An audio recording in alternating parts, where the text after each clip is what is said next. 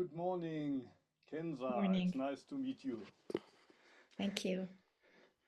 You're in Morocco right now? Yes, I'm in Morocco. I'm in Rabat. It's a great honor to meet you here Thank you. on Zoom. Um, we're meeting one to one for the first time, and I think it's only the second time that we meet on Zoom. We never met in the real world. Maybe in the beginning, I explain a little bit about why I asked you for an interview, but right now I have a problem with the camera. And I'm afraid the only way to fix that is I switch to the laptop camera. Okay, Okay. so um, I'm doing these Monday Zen and Zazen classes every week. And until a couple of weeks ago, everybody who had the link could just attend and you could find the link on my YouTube channel. But a couple of weeks ago, when I wasn't there, there was a problem with the Zoom bomber. Um, Xuan was teaching pranayama at the time. And then we started to switch to the present system that you had to mail either Xuan or me and ask for the link. So I don't know, 3 weeks ago or so, I think you sent me a mail. Could I please have the link? And I already forgot your name, Kenza Saadi, and there's a Kenza. third name. And they all Yeah, but sound of Kenza kind is of fine. Kenza could almost be kind of a Japanese name. Like there's a typical Japanese name, Yeah. Kenzo.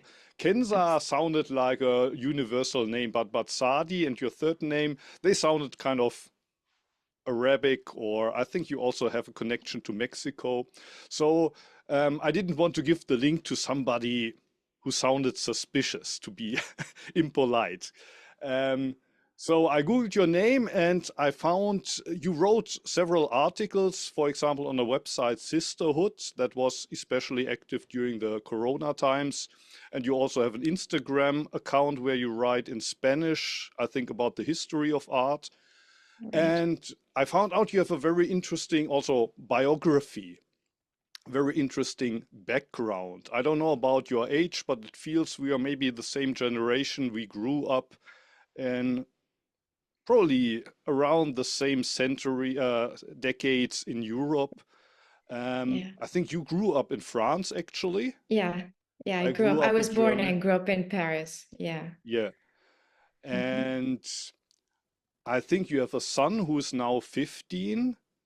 That's In right. your articles for the Sisterhood website, you write things that was asking you when he was 10 or 11. So from these articles, I got the impression that you are interested in Buddhism, mysticism, but you feel like Muslima, and your son, you try to, well, teach him what Islam is about. So all of this I found very interesting. So I don't want to talk too much. Maybe you could talk a little bit about, well, who you are, how you grew up, what religion means for you, and also your connection to Buddhism. I think you studied also Tibetan Buddhism, um, but now you're also participating in the Zen thing. Maybe also the combination to art would be interesting. Like for on your Instagram account, there's Christian icons, but there's also Far Eastern Buddhist art. So how all of that connects to art for you would also be an interesting topic. Thank you. Well, thank you for the invitation. I'm most honored. I don't really like to talk about myself, but I'll try to make it succinct. Um, yeah, I maybe I don't fit in a box really with the label. This I think since I was very young. I always get uncomfortable when people try to put a label about religion or nationality or race. Oh, and the world seems to be going that way, unfortunately. Everybody Hmm. immediately asks you where you're from, or where were you born, or Hmm. So indeed, I'm a Mexican national, actually. But I was born. I grew up in Paris. My parents were Moroccan. I'm in Morocco right now.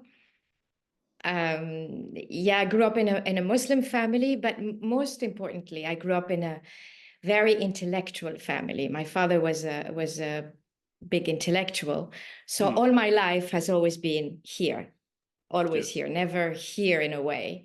The Islam I was taught was a very compassionate Islam, very simple Islam. But most importantly, what my father taught me was to think and to ponder and to question. And if you read the Quran properly, it's written more than 260 times that you have to think and ponder and do not take things as they are. And Buddha says the same thing. Always question, always doubt, and then believe, if you have to believe. So I think this is what has stirred my life intellectually.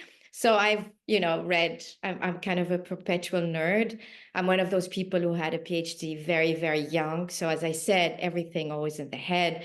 I studied math. I mean, things like that, just the head. And then I as I was reading, I came across different readings, and I started doing Kung Fu actually. And my teacher introduced me to Dzogchen at the time. But before I met the teacher I had an idea, very, very kind of a blurry idea about Buddhism, the kind of stuff you just, from watching David Carradine and, the TV series Kung Fu and things like that. But what I liked was that calmness, that simplicity. And I said, I have to look into this a little bit more. And the first thing I read was the Heart Sutra, the Prajnaparamita. Yes. And it made sense. It just made sense. Suddenly I found that it was the simplicity, the approach to it. It was, you have to think, in order to understand, but at the same time, things are just the way they are. And I had always thought that. And suddenly I was like, this is it. This resonates completely with, and I started reading more, and the way of the Bodhisattva of Shantideva and all these things. And it started to grow and grow, but in a simple way. This is what it wasn't becoming more complicated. It was kind of affirming that intrinsic reality of things, and then at the same time, I have to admit, I find the world extremely complicated. Very, very complicated. Labels that they put on. People have a way of complicating everything, even just to do an administrative, anything from the most simple to the most, and now with the apps, forget it. Everything has become even more complicated. And I don't understand this world. I really don't. So for me, Zazen is the simplest thing you can do. And it's not complicated. And it's just being there. But at the same time, it's everything. This is the way I see it. And I know you have a very deep link, if you want, with Kodo Sawaki. And Kodo Sawaki, when I read him the first time, I just wanted to, and the first book I read was this one, À toi, in French, no? Which I know French you, one. And then I have, the teaching of homeless Kodo. I have a bit, I mean, whatever is available. And I wanted to buy 10 copies and distribute it to all my friends. Like, read this. You don't need to know Buddhism. You don't need to know Zazen. Just read this. Open your mind, to reality, to what it is. And he had a very, I mean, he died the year I was born. And this was kind of a confirmation of the simplicity of it all. And then to relate it to art, since you asked about it, as we had said when we exchanged emails, I've had, many positions in academia and government things. And then one day I just let go of everything and this was before I discovered Zen, before I discovered any of that. I just let go of everything. I had even somebody said to me, you're letting go of what everybody wants. And I realized I didn't want that. I didn't want the power, the money, the car, so I let go of everything. I was free. I was not married. I didn't have children. And it was that thing of not carrying anything. I just loved it. I had nothing. I had one suitcase. And I joined the International Committee of the Red Cross, and I was working in war zones for about 20 years. And this is where I was the most me, because there was no ego, because you spend your time helping people, you're amidst suffering, you're amidst real problems. And I was in West Africa, East Africa, in Asia, in the Middle East, a bit everywhere. And it was the most liberating thing in the world. There's like, you don't exist because you are with others you're helping. So what matters to you is the others. But at the same time, you feel you are them. It's a bit of a, it seems contradictory, but it's actually not contradictory. And then when I stopped, which was a few years ago, this art, I've always been, as I said, I was brought up in this intellectual, very culturally rich environment. And I've always loved art. And what I wanted to do, I started giving classes to children about art appreciation, and then adults. And it was in Spanish because I was in Mexico. And I would bring in philosophy and mysticism, if you want to call it that way, religion. And I wanted people to understand what awe meant. Not and through art, they can do that, but they can also do that through just arranging a breakfast table or a flower arrangement or, tracing calligraphy. I do Japanese calligraphy, by the way. So I just the simplicity of things. I wanted to kind of give that. And it started at a very small project with a friend, and she said, you could do a podcast. And I said, yeah, it's putting myself a bit too much forward, but anyway, we did the podcast. Now there are more than 3 million listeners, which is quite amazing. It's free. I don't charge. I don't take ads. It's from my heart. So I would not, and people seem to like it. Because I bring in, poetry and history and philosophy and that kind of stuff. And so it's my way of, I don't know, bringing a bit of beauty in the world. Maybe that's the way. Yeah. The podcast is in Spanish. Yes, it's in Spanish. Yeah. May I ask what your field was in academia before you quit and joined the Red Cross? Sure. I did actually undergrad. I studied theoretical physics, and I also studied political science. And then I did a PhD on political science, but it was mainly public international law and conflict resolution and peace and war issues. It was in the US. I see. So you used that also when you were working in war zones for the Red Cross.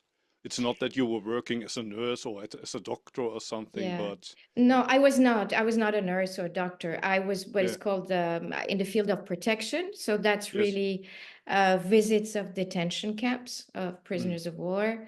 What is called reestablishing family links, because people get lost during the war. You're either in a hospital or dead or injured or in detention. What is called protection of civilian population, making sure that the Geneva Conventions are being respected. So that kind of thing. So it was a bit all over. I see. Yeah. And at the time you were already practicing Buddhist meditation? Actually, I started reading in my first mission, and I was in Ethiopia and in Somalia. And then I got very sick, and which happens when you're in that part of the world. And I took a longer break than usual between two missions. That Yeah. I went to Sierra Leone after that. And it was during that break that I was just reading, like Mm. really reading. And then I was doing much more Kung Fu and Qigong. And, I was just concentrating on that every day. I would do like, 2, 3 times a day. I would do Kung Fu and I would read. That's when I read Shantideva.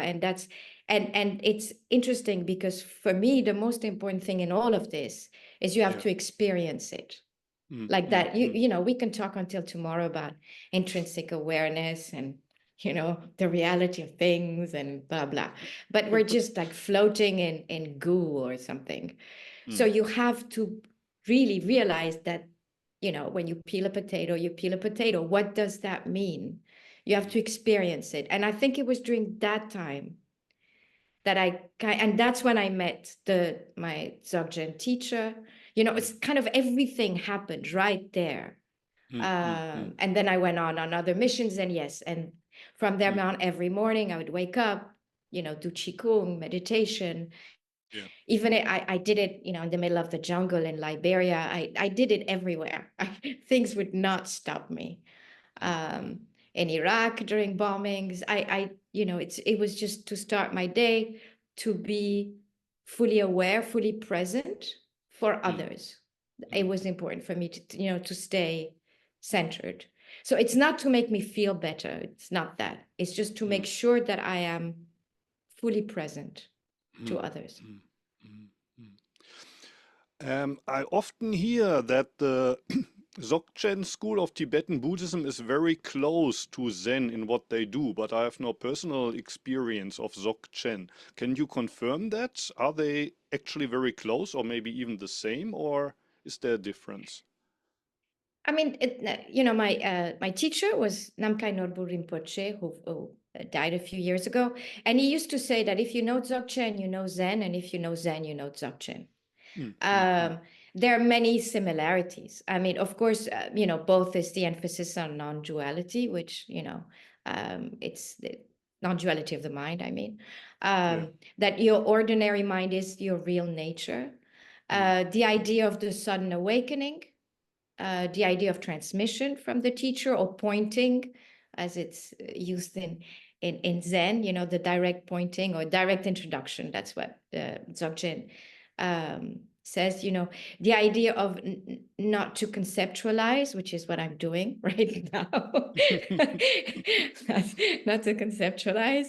Mm. The relation with the teacher, which is very Mm. important. Mm. It's important in both. Um, Again, the idea of the real experience, it's important in both. Mm. The idea of what I think is called in Japanese hishiryo, the Yeah. Mm. non-thinking.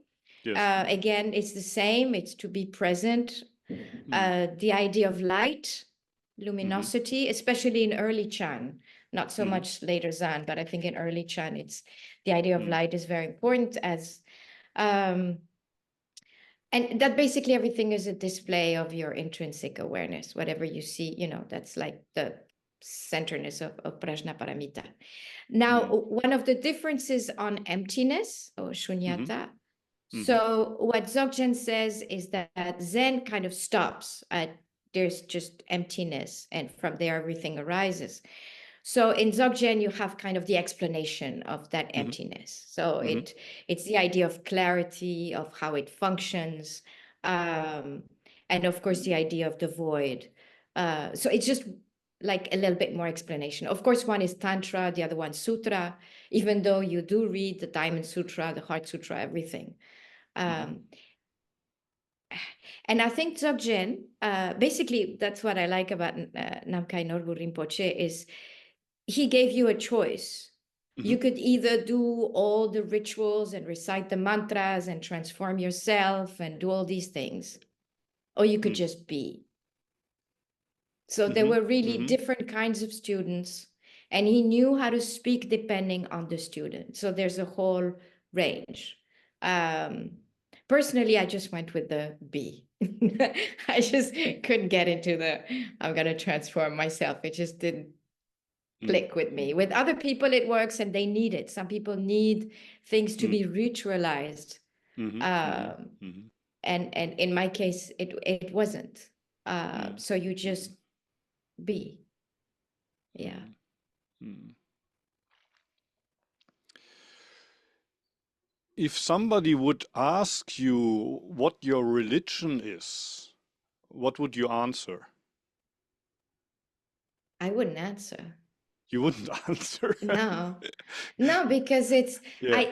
this thing about, I don't know, compartmentalisation, enfin, to put things in Yes. compartments and Yes. Yes. labels, Yes. and if you're present, you're present. I mean, I read a Yes. lot of Sufi poetry, and I read, Yes. Yeah. Suhawardi, who speaks about light the Yeah. same way Wang Wei would speak about it, or Ryokan would speak about Yeah. it. Yeah. And you read Sufi poetry, you read Zen poetry, you read Tao, the Tao, you read the Tao, you read the Quran, you understand both. Mm, Uh, mm, mm. so as long as you're a good person, Yes. you do good around you don't harm anyone, you Mm, think and you behave and you speak in a truthful, transparent way, mm, that's enough for me. Um, mm, so no, mm. I avoid answering. Um, Okay. Yeah, yeah, you mentioned these compartments. Also, one of the titles of your articles on the Sisterhood website is compartmentalizing. And I think it was at yes, the end of that article where you mentioned this Sufi story of a Sufi in shabby clothes coming to the dinner table of a king. And after yeah, a while, he's removed, and the king says to him, "No one, no one would come to the dinner table like you. No one would eat my food. Who do you think you are?" And the Sufi says, "I'm no one." And exactly. what I found so great about the story, it's almost similar to the story of Bodhidharma bringing Zen from India to China, being invited by the king again, answering a number of questions, not to the satisfaction of the king. And he asks, "Who do you think you are?" I have no idea. Exactly. I don't, Yeah, I don't know. I don't know. And in a yeah, way, your answer to what's your religion goes in that vein. You could serve somebody a cup of tea. Please have a cup of tea. exactly. No, that Yeah, that would be it. Yeah, yeah, yeah, yeah. That's wonderful. In these articles, it seemed that about 5 years ago, when your son was 10, 11 years old, he was kind of, well, it's a little bit early, but that's when we start to develop an identity, a sense of who we are. We realize I'm not just my mom and my dad divided into half, but I'm a different person. Who am I? And in your case, in the case of your son, probably being a Muslim is also part of that, or the question, am I a Muslim? What is Islam? Um, how is your son kind of, is he also like yourself? Would he basically answer the question to who he is by silence, or is he more kind of, how do you say, attached to one of these compartments? I could imagine that especially in younger years, the need for a compartment for a certain, this is my gender, this is who I am, this is my haircut, please, this is who I am, is much stronger. And over the years, you get a little bit more relaxed, especially if you have meditation training and you realize it's actually not about who I am, but I am. I am, and I couldn't even show you this I that claims to be. Um, but is this something that you try to communicate to your son, or is he struggling with that? Hmm. I don't think he's struggling. I mean, you have to Yeah, know, I mean, yeah, he was born, Mexican, but he was born yes, in Delhi yes. Ah, because we were working in India at the time. yeah, And he was born in Delhi. His father is Afghan. uh-huh, I'm originally from Morocco. yeah, So it was, and we would go meet the family in Morocco, meet the family in Afghanistan. And yeah, so it's all these things kind of mixed up. mm, So of course mm, it comes a time when you're living in Mexico, you want to know, like, what is this? And, they're speaking Arabic or they're speaking Farsi, the culture. So Islam is more like the culture we have in a way. And for me, that means kindness. It means extreme politeness. Um, it means the beauty of architecture. Uh, it means unicity versus duality, which is tawhid in Arabic. Um, so he started looking and he started being interested and understanding. So I think he would just answer straightforward, like, yeah, I'm a Muslim. For him, no problem. But Okay. what I try to make him understand is to to try to get rid of a label, to be open, to understand that beauty comes from everywhere, that the divine, or that we're more than the sum of just of our parts. We're not the sum of our parts. We're much more than that. And to understand, and that if he wants to believe in something, he needs to understand it first. That blind faith does not work. And I want him to understand that his action are what matters. Like, you can pray from morning to night, you can go on pilgrimage, you could give to the poor, you could do whatever. But if you don't behave ethically, correctly, honestly, it has no meaning. Because you're doing the rest just ritualized way. So you have to be present, you have to be honest, you have to be kind and polite. That's all what I ask. Yeah. Decency is, I think, also the title of one of your articles, being a Yes. decent human being. Yeah. Yeah, it's Sometimes important. people say that when you look at the conflicts in the world today, that a lot of them are fueled by religious clashes. Some people say that it's especially the Abrahamistic religions like Judaism, Christianity, Islam, and the fight between them. And it seems that some people seem to suggest that if everybody would become a Buddhist, then the world would be much more peaceful. Um, and I don't know, other peoples have, how do you say, emphasized or found out that Buddhism also has a history with war. Also in Japan, Sawaki Roshi, Kodo Sawaki had a, well, I don't think that he was a really, how do you say, burning fascist, but at least he didn't distance him from fascism at the time. So Buddhism is not necessarily, how do you see, pacifism. How do you see that role of religion in, well, conflicts? Or another question, it's a different question, but a question that I'm often asked, and how do you say, I lack an answer. The question is, what do you as a Buddhist or as a religious person do to stop the wars in the world? Christianity teaches peace, Islam teaches peace, Buddhism teaches peace, non-violence. So how do you actually implement that? You don't. You can't. You can't. Things are the way Yeah. they are. I mean, this is the Tao, no? Things Mm, just the way mm, they are. That's one thing. mm. Two, it's not religion that, I mean, I will go back to Kodo Sawaki. I don't know what it is used in the English translation, but in the French translation, is this Yeah. idea of l'imbécilité de groupe, which is the stupidity of the group or the idiocy Yes. of the group. Like, people get together and one says something and suddenly everybody rushes and does the same thing.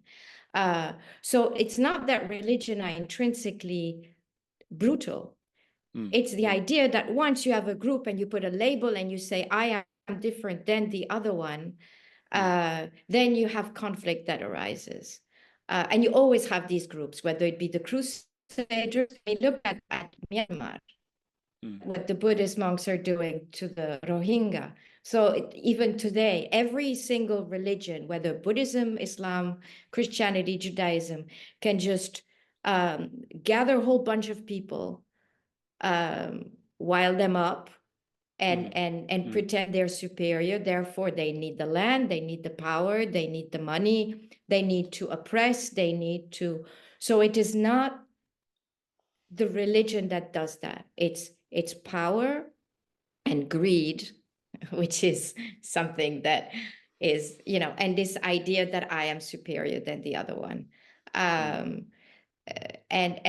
throughout history, Islam and Judaism have always gotten along. I mean, one is really the extension of the other in many, many ways. And so you can't say that 1.8 billion people are violent, or the whole Christian population or the whole Jewish population is violent.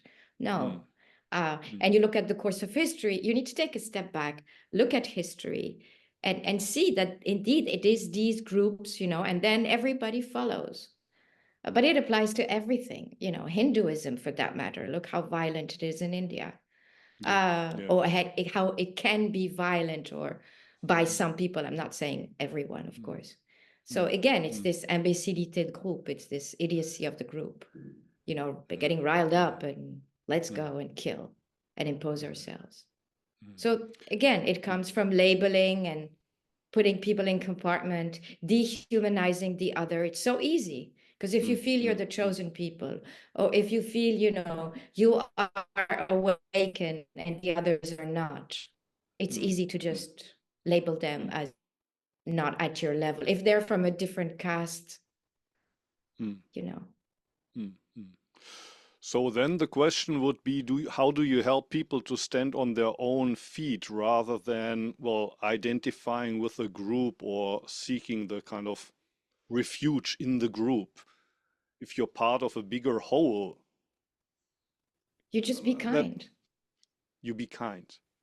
Yes, it's very simple. It's really not complicated. And I'm okay, you don't need to rush into war zones and like you just at home smile to the homeless person. A homeless person doesn't have a friend. It has people who give him coins. He doesn't have a friend. So treat people with dignity. Make sure your neighbor who's sick has soup. Make sure you know the name of your neighbor, which is very simple.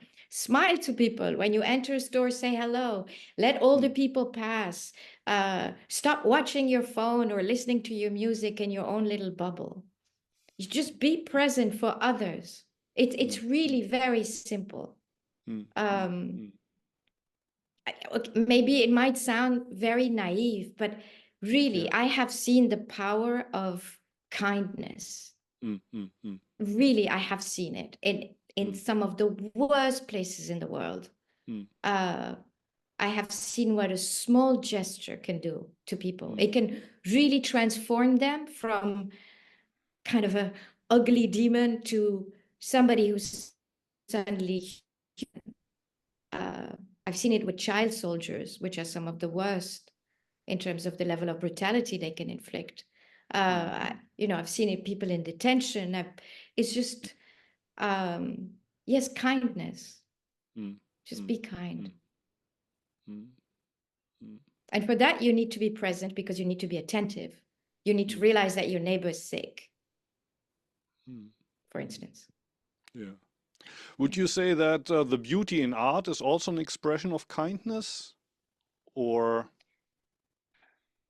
maybe kindness is an even more kind of, well, direct level. I think it's more direct level. I mean, what art does, not all art is beautiful, some is really frankly vulgar and ugly and you just don't understand.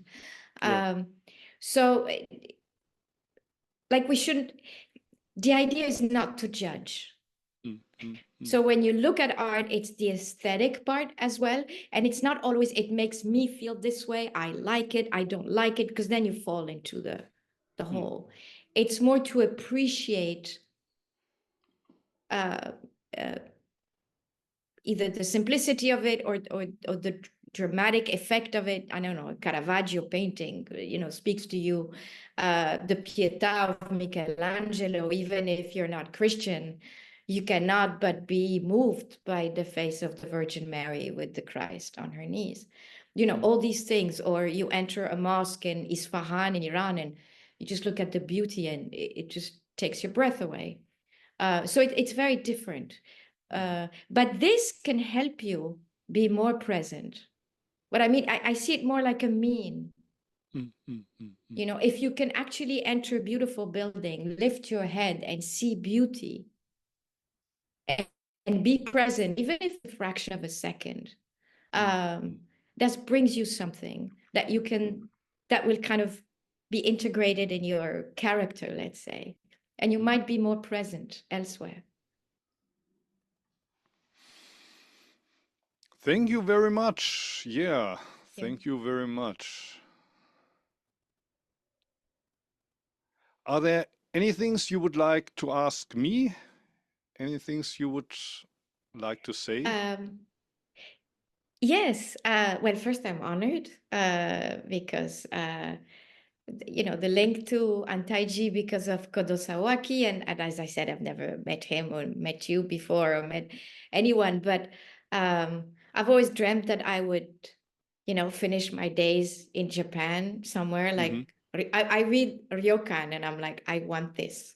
I Mm. mean, I know the cabin, there's no running water, there's no heating. It's like in the middle of nowhere in Tokaido somewhere, Mm. Hokkaido. But it's like, this is what that simplicity of it all, I find it Mm. absolutely amazing. So I'm just wondering for you, Mm. having been there so many years and now Mm. being Mm. in Osaka, which is a very Mm. busy city, Mm. how do you manage? Mm. Have you been to Osaka a couple of No, times? I've been No. to Japan, but Yeah. never Osaka, never. I've been Oh, Tokyo, Kyoto, I've traveled a bit, but yeah. Osaka, no, I haven't been. Oh. I mean, it's true. It's a big, bustling city, but it's also it's quiet. It's not that kind of compared to the mountains. It would be really noisy here. Actually, in the mountains, it can be much more noise because of all the animals and insects. And so, just from the volume of the noise, I could imagine that in Osaka at night, it's much quieter, especially in the summer. Um, of course, well, in the mountains, it's nice to see the food grow that you will eventually eat. It's the seeds that you planted. It's wonderful to harvest it in the autumn and then eat it in the winter. But it's also it's a lot of work. While here in the city, well, you have to buy the stuff from the supermarket. You don't know exactly who grew it, where it's from. But when I retired 5 years ago from Antaiji, I felt also the physical limits of the life there in the mountains. If it would have been only myself, maybe I would have continued for another decade or so. But having a family, having to raise kids, with the next school being 20 kilometers away, in the winter because of the snow, not being possible to live together. Actually, I'm quite well thankful that now one of my female students is doing the job for me and I can do it here in the Sydney. It's much more easier with a family, um, on my body. The life that I'm leaving here now, it's much easier. Of course, there's sometimes planes flying over my house, causing a certain amount of how do you say noise, but it's really not so bad. Even after 5 years, I still enjoy it. In the first year or so, it felt like a liberation, and then Corona started, and for me personally, it was even a bigger liberation because then I didn't have to Yes. go. I enjoy just sitting in my room and reading books. So I for think me, some of us enjoy that too. Yeah. yeah, for me, like just going, leaving the mountains, being in the city, and then having peace for 2 or 3 years was great. And even now, where the city is active again, and I have to give talks and stuff like that. Um, of course, I'm very, how do you say, grateful for the almost 3 decades that I could spend in Antalya. But now I'm also thankful that somebody else is doing the job for me, and I'm um, leaving a comparatively easy life here in the city. So yeah, and also I like the people in Osaka. Like in Tokyo, they are more kind of tight and people don't smile on the train, they don't look at you. And in Osaka, they're still Japanese, but they're much more open, outward going. Some people say Osaka is kind of the Latin America of Japan. People are so, it's not like Latin America, but they are much warmer, much more outgoing than, for example, Tokyo or other areas of Japan. And my wife is from Osaka, so she enjoys being back in her hometown. Of course. For her, the 20 years that she lived with me in the mountains was not easy for her, especially for her. Okay. All right. Mm. And having so many people around, it doesn't bother you? Having to interact all the time? But in the monastery, I had to interact with much more people because there's, I don't know, sometimes a dozen of people that live there permanently, and then there's always a flux of guests, people coming in, people leaving again, always people having a question. There's a problem here, somebody injured themselves. There's always trouble, always people you have Okay. to deal with. But here, it's basically my family, which is 5 people, and my son is not living here anymore, so it's 4. My wife and 2 children living here. And well, when I give a talk, of course, I have to deal with the people, or if I go to the supermarket, I deal with the people, but it's not like living with a dozen or maybe even 2 dozen people um, that always have needs. And one of the nice things of Antaiji is it's not only Japanese, but also people coming from many other countries.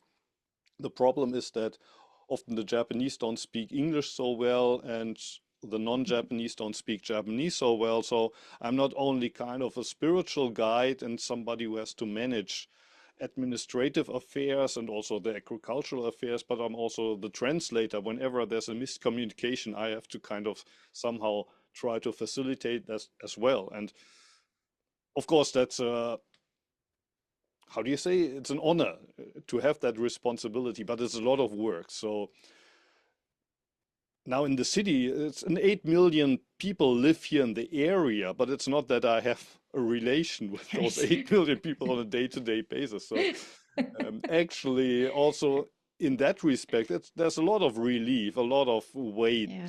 that's now off my shoulders compared to when I was in the mountain, and around there's only wild boars and deer, but inside there's and people usually they go to monastery not because they are very chilled and peaceful, but because they have issues, as you might know. I mean, people Yeah. meditate because they have issues to solve. And when they're in the monastery, it's not that everybody's always happy and peaceful, but people clash. And when you're the spiritual guide, you're always in the center of these clashes. I can imagine. Okay. Yeah. Yeah. Wonderful. Yeah, Thank you. so again, I'm grateful for these years that I spent in Antaj, but now I feel a lot of relief not being there Okay. anymore. All Because right. doing these Monday classes on Zoom and doing talks and videos on YouTube, it's much easier. It's Yeah, much I can easier. imagine. Yeah. Yeah. And I guess for you it's also very, I mean, doing it in a digital fashion is, doesn't it Yeah. bother you that it's all, that a lot of it is online in a way? Or you're Of course, just going with the time? I mean, also. Yeah. yeah, of course, it doesn't have the same quality than meeting together as a group or maybe even living together in a monastery. It's completely different things. So, what I do is not a substitute for Sangha, it's not a substitute for teacher-student relationship. Um, but on the other hand, I mean, I think that some people need this opportunity to come Yeah. together, even only once a week on Zoom. Maybe some people are motivated by my YouTube talks. But I always try to emphasize, but it's not, don't take this for Dharma practice in a Sangha. It's like if you're really looking for the real thing, look for a teacher whom you can meet in person. You should join what in Zen we call a session, maybe a week-long retreat from time to time, just sitting online. is not enough. Of course, it's going with the time, but it shouldn't be a replacement. I don't Right. understand what I'm doing as a replacement for what I did in Antaiji. If people are looking Okay. for the real thing, they could go to Antaiji. They should go to Nepal, to an ashram in India, whatever, or Yeah. join a Sufi group. But right now, that's not what I'm offering. I don't pretend to Mhm. do that. Yeah, I and I don't. think it's a great gift. I mean, for people who don't have access to a Mm, dojo or, to attend a actual, Zazen session, a session or something, and you're in the middle of nowhere, or you're in countries like me where it's just yes. non-existent. I think Yeah. it's wonderful to have that. Mm, And I mean, personally, I understand that it doesn't mm, replace, mm, the real thing, quote mm. unquote. But it's wonderful. It's a wonderful gift. So thank you so much. Mm. That would be another question that interested me. If you're living in an Islamic environment, can you be very open about your Buddhist meditation practice, or do you have to keep it a secret? No, I mean, meditation is meditation. Yeah. Okay. Uh, So it's not, but you wouldn't put a Buddha statue on your shelf or something like that. well, I have one right there. It's fine. It's It's fine. fine. Okay. Yeah, yeah. And Because if it as you know, bothers, yeah, yeah, but I mean, yeah. most people are open-minded. Okay. Okay. Like, Yeah. it's unfortunately the media Yeah. portrays Mm, exactly. like a Exactly. small little percentage. As I said, it's Mm, mm, almost 2 billion people. yeah. I mean, I give Qigong classes. Okay. I give In Qigong my, classes as yeah. well in Morocco. Yes, I give Qigong Great. classes to Great. on Saturday morning, and we get together and I explain to them and the philosophy behind it. And it's very, Shaolin and what it means and the breathing and being Mm-hmm. present. And it all meets at the end. If you are Mm, mm, mm, open-minded, open-hearted, mm, kind, mm, mm, it's all okay, you mm, know. mm. Um, Y- Yeah, it's yeah. great to hear that because, as you said in the media, we always hear about Muslims blowing up Buddha statues somewhere. So I Yeah, but thought these are it's. idiots. I mean, Mm, mm, the issue is you have mm, no idea how, when we talk about, for instance, the Bamyan statues, and half of my family is Afghan, there yes. is so much hurt, so much pain. Mm, And I've been in Afghanistan many times, and I go to mm, Mazar, which is in the north, yeah. and near Balkh. And as you know, Balkh was a Mm, very mm, huge center on the Silk Road and a mm, huge center of Buddhism. And mm, you mm, still have caves with the drawings of mm, Buddha, mm, and people go and see them, and it's beautiful. Nobody's mm, blowing them up. On the mm, opposite, it's part of the heritage of Afghanistan that it was an important center of Buddhist practice and Buddhist teachings. And mm-hmm, actually, the mm-hmm. ones who brought Buddhism to Korea, Yes. it came from there. Ah, yeah, It yeah, yeah. didn't come from Mm, like the first centuries, mm, during mm, the ones who brought Buddhism to Korea, the early, before Chan, uh, it came from the Silk Road. It came from there and through Mongolia and mm, Central mm, Asia. mm, So that's mm, so mm, it's really a small minority, and the media is, you know, controlled by interest, by money, by selling a political issue. mm, mm, mm, So it's very easy to dehumanize the other and put everything in one bunch. mm, But believe me, mm, you meet my family, my friends, my family in Afghanistan, everybody will, on the opposite, they will respect you so much as a teacher, mm, mm, mm, mm, as mm. somebody who's been head of a temple. Like it's on the, you would be, um, just it would be the difference between sama and san in Japanese. Mm, They mm, would speak to you at a different level because they would mm, respect you as a knowledgeable person. So, mm, yeah. mm, And, this happens in all communities. We can't mm, kind of label everyone the same. mm, mm, Yeah. mm, mm. So you personally have no problems with Buddha statues and but also Christian or Islamic artworks together on the same shelf, hanging at the same on the same wall. I'm asking because I mean, in Germany, actually, there's not a small number of Catholics that practice Zen. My first Zen teacher, she was a female, she was a Protestant minister actually, and she was living in a convent, but also working as a Zen teacher.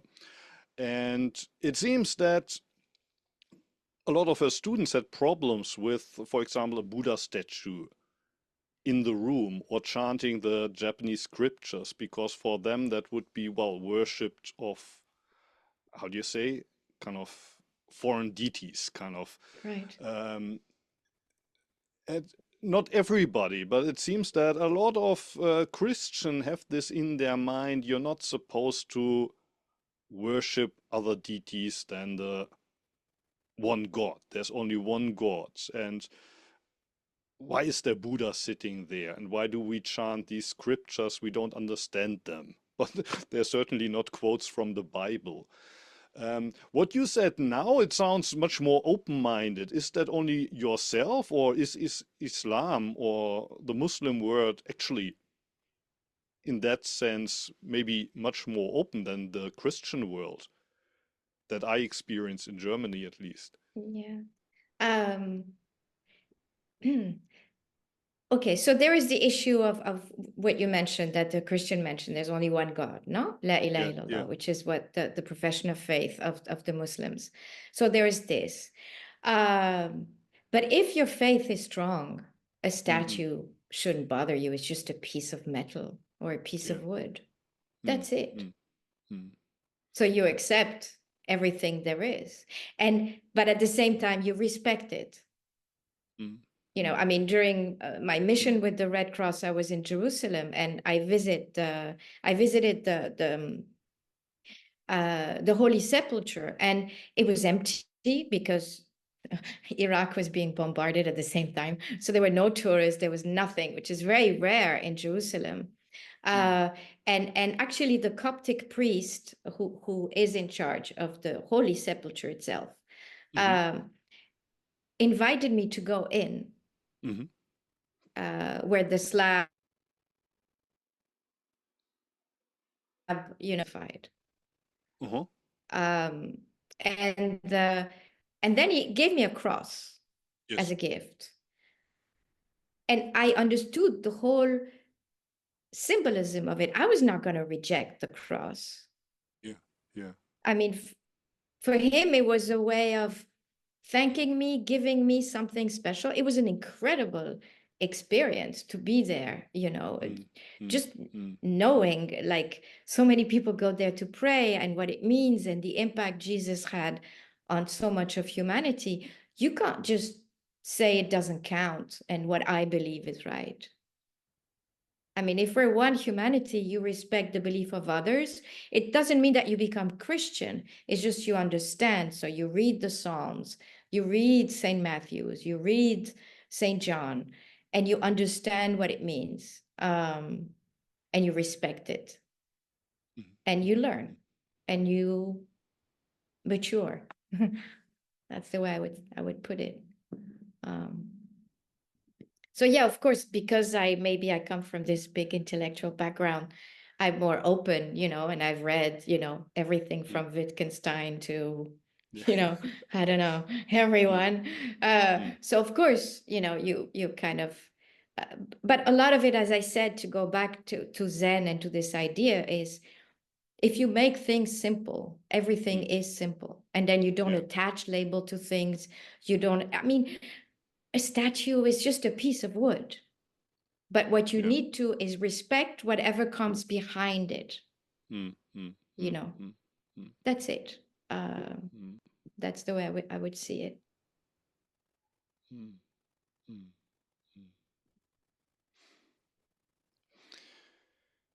Yeah, thank you Thank you. again. Like it was very inspiring talk for me. Thank you. I'm Hope honored. to see you also in the Monday Zen and Zazen classes. Yes. And if there's anybody who watches this on YouTube speaking Spanish, I will put links to your podcast and your Instagram Thank page. you. And there's also the English articles on the Sisterhood website. It seems it's not updated anymore, but these old articles are also very Yeah, interesting. actually, it's funny because things tend to coincide in life. Yesterday, I received a message from Hmm. the one who's in charge of this whole company Yes. that Yeah. did the journal, and she does movies, and she's actually an award-winning uh, person who does documentaries. She's amazing. And she sent me a message saying that she is thinking about reviving the magazine, the Great. online Great. magazine, maybe in Yeah. 2025, and she would let me know. So, Okay. you know, perhaps they will do that. Okay. Then you should All check right. for updates if you're watching this. Hopefully. Okay. Yeah, Thank thank you. you for talking with me. Thank you everybody for watching, and we are looking forward to your comments. And if you Thank want you. to join in the Monday classes, you can also send me an email like Kenza did, and I will send you the password to get in. Thank you. Thank you so much. Okay, thank you. Have a nice day.